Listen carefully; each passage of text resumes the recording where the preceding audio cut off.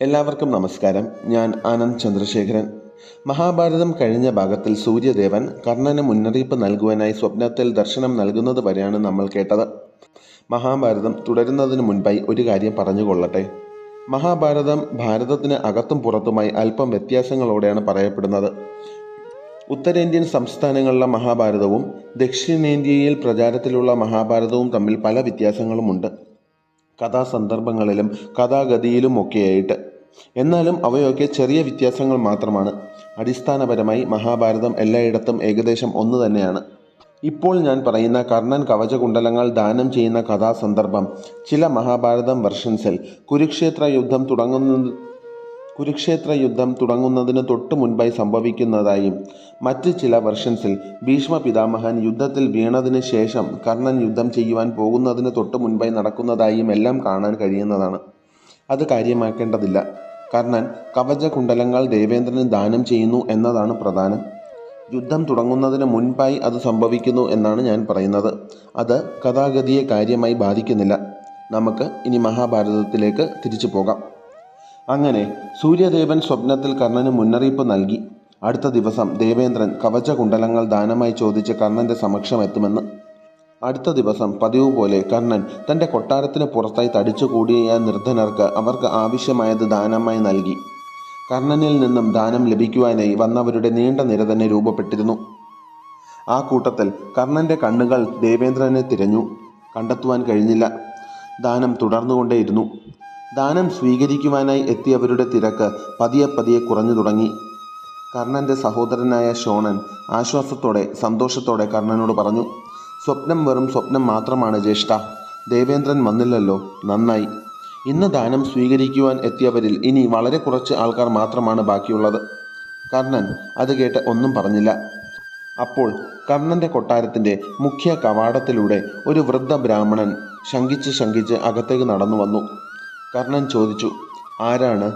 ബ്രാഹ്മണൻ പറഞ്ഞു, ഒരു ദരിദ്ര ബ്രാഹ്മണൻ, യാചകൻ, ദാനശീലനായ കർണനിൽ നിന്നും ദാനം ലഭിക്കുവാനായി വന്നവൻ. കർണൻ പറഞ്ഞു, വേഗം വരൂ സഹോദര, ദാനത്തിൻ്റെ സമയം കഴിയാറായി. താങ്കൾക്ക് എന്താണ് ദാനമായി വേണ്ടത് എന്ന് പറഞ്ഞാലും. ധനം, ഭൂമി, വീട്, പശുക്കൾ, വസ്ത്രം, താളിയോലകൾ, എന്താണ് ദാനമായി വേണ്ടത് എന്ന് പറഞ്ഞാലും ബ്രാഹ്മണ ശ്രേഷ്ഠ. ബ്രാഹ്മണൻ പറഞ്ഞു, കർണ, നീ ദാനശീലനാണ്. നിന്റെ കീർത്തി കേട്ട് വളരെ ദൂരെ നിന്നും വന്നതാണ് ഞാൻ. എനിക്ക് ധനം വേണ്ട, ഞാൻ ധനമോഹിയല്ല. ഭൂമി, വീട്, പശുക്കൾ അതൊന്നും തന്നെ എനിക്ക് ആവശ്യമില്ല. എനിക്ക് ദാനമായി വേണ്ടത് മറ്റൊന്നാണ് അംഗരാജൻ. എന്നാൽ അത് താങ്കൾക്ക് നൽകുവാൻ കഴിയുമെന്ന് എനിക്ക് തോന്നുന്നില്ല. അതിനാൽ ഞാൻ തിരിച്ചു പോവുകയാണ്.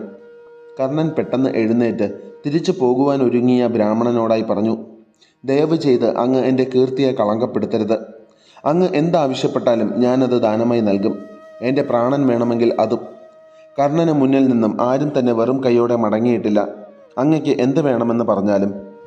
ബ്രാഹ്മണൻ പറഞ്ഞു, എന്ത് ചോദിച്ചാലും അത് ദാനമായി നൽകുവാൻ കഴിയുമെന്നത് നിന്റെ മിഥ്യാധാരണയാണ് കർണ.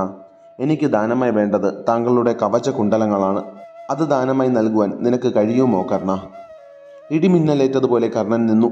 സാക്ഷാൽ ദേവേന്ദ്രൻ തൻ്റെ മുന്നിലായി നിൽക്കുന്നു, അതും കവചകുണ്ടലങ്ങൾ യാചിച്ചുകൊണ്ട്. സ്വപ്നത്തിൽ സൂര്യദേവൻ പറഞ്ഞ കാര്യം സത്യമായിരിക്കുന്നു. കർണൻ പറഞ്ഞു, ദേവരാജനായ ദേവേന്ദ്ര, അങ്ങയ്ക്ക് ഭൂമിയിലേക്കും കർണന്റെ കൊട്ടാരത്തിലേക്കും സ്വാഗതം. അമരാവതിയിൽ സ്വർണ്ണ സിംഹാസനത്തിൽ ഇരിക്കുന്ന ദേവേന്ദ്രനിതാ ഈ കർണന്റെ വാതിൽക്കൽ, അതും ഒരു വൃദ്ധ ബ്രാഹ്മണന്റെ വേഷത്തിൽ. സൂതപുത്രനെന്ന് ലോകം വിളിച്ച കർണന്റെ മുന്നിൽ അങ്ങ് ദാനം ലഭിക്കുവാനായി കൈനീട്ടി നിൽക്കുന്നു. ഇത് സത്യം തന്നെയാണോ അതോ സ്വപ്നമോ? ഇന്നാണ് എൻ്റെ ദിഗ്വിജയം പൂർണ്ണമായത്.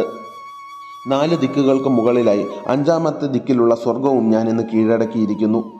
വന്നാലും ദേവരാജൻ, അങ്ങയ്ക്ക് വീണ്ടും സ്വാഗതം.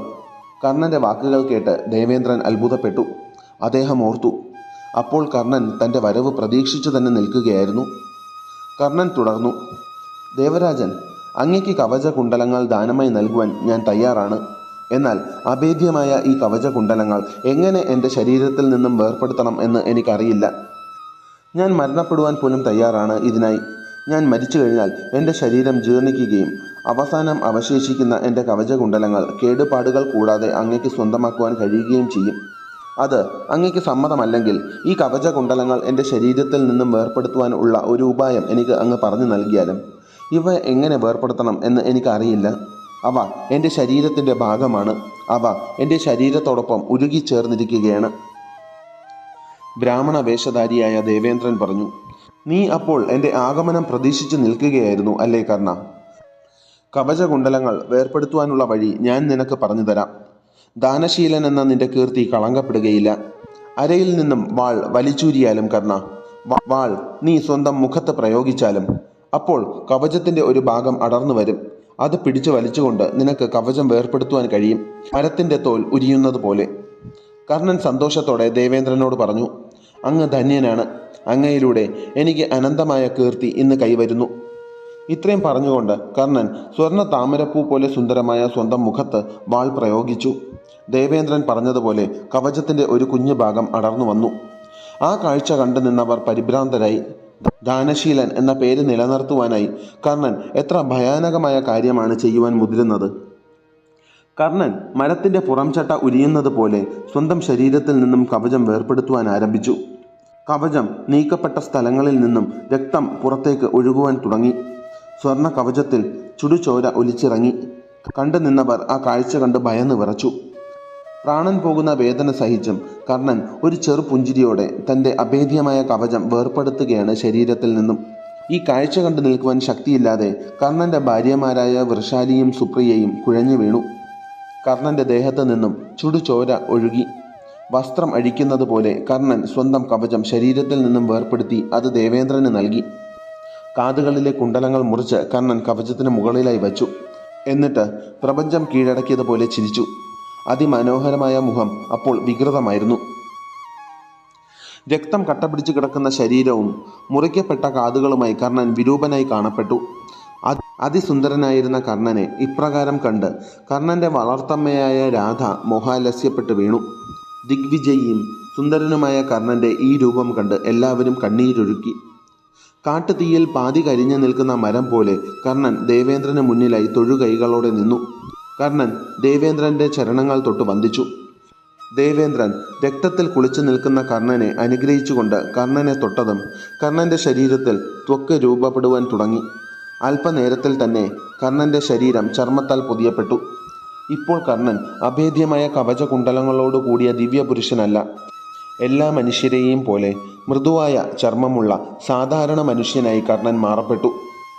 മൂർച്ചയുള്ള ആയുധം കൊണ്ടാൽ ശരീരം മുറിഞ്ഞ് രക്തം പുറത്തേക്ക് വരുന്ന സാധാരണ മനുഷ്യനായി മാറിയിരിക്കുന്നു കർണൻ. ഈ കാഴ്ച കണ്ടു നിൽക്കുവാൻ കഴിയില്ല എന്ന മട്ടിൽ സൂര്യൻ അന്ന് പതിവിലും നേരത്തെയായി അസ്തമിച്ചു. ദേവേന്ദ്രൻ കർണനോട് പറഞ്ഞു. നീ ധന്യനാണ് കർണ, നീ ധന്യനാണ്. നിനക്ക് പകരമായി ആരും തന്നെയില്ല ഈ പ്രപഞ്ചത്തിൽ. സൂര്യചന്ദ്രന്മാർ ഉള്ളിടത്തോളം കാലം നിന്റെ നാമവും കീർത്തിയും നിലനിൽക്കും. ഞാൻ വരുമെന്നും കവചകുണ്ടലങ്ങൾ ദാനമായി ചോദിക്കുമെന്നും നേരത്തെ തന്നെ അറിയാമായിരുന്നിട്ടും നീ എന്നെ പ്രതീക്ഷിച്ചു നിന്നു. നിനക്ക് വേണമെങ്കിൽ ഈ ദാനത്തിൽ നിന്നും ഒഴിഞ്ഞു മാറാമായിരുന്നു. എന്നാൽ നീ എനിക്ക് വേണ്ടി കാത്തുനിന്നു. നിന്നെ തോൽപ്പിക്കുവാനായി വന്ന എന്നെ നീ പരാജയപ്പെടുത്തിയിരിക്കുകയാണ് കർണ, നിന്റെ ദാനത്തിലൂടെ, നിന്റെ വ്യക്തിപ്രഭാവത്തിലൂടെ. പറയൂ കർണ, നിനക്ക് എന്ത് വരമാണ് വേണ്ടത്? കർണൻ പറഞ്ഞു. എനിക്ക് ശക്തി എന്ന അമൂല്യമായ ആയുധം തന്നാലും ദേവ. കർണൻ ആവശ്യപ്പെട്ടതിന് പ്രകാരം ദേവേന്ദ്രൻ കർണന് ശക്തി എന്ന ദിവ്യമായ വേൽ സമ്മാനിച്ചുകൊണ്ട് പറഞ്ഞു. ഈ അമൂല്യമായ വേൽ പ്രയോഗിച്ച് നിനക്ക് എത്ര ശക്തനായ ശത്രുവിനെയും നിഗ്രഹിക്കുവാൻ കഴിയും.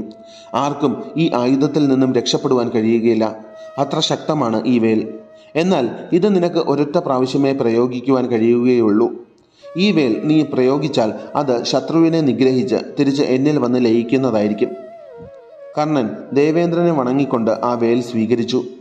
തൻ്റെ ദിവ്യാസ്ത്രങ്ങളുടെ ശേഖരത്തിലേക്ക് ശക്തി എന്ന ആയുധവും കർണൻ കരുതി വച്ചു. എന്നെങ്കിലും ഒരു നാൾ അർജുനന് നേരെ പ്രയോഗിക്കുവാനായി.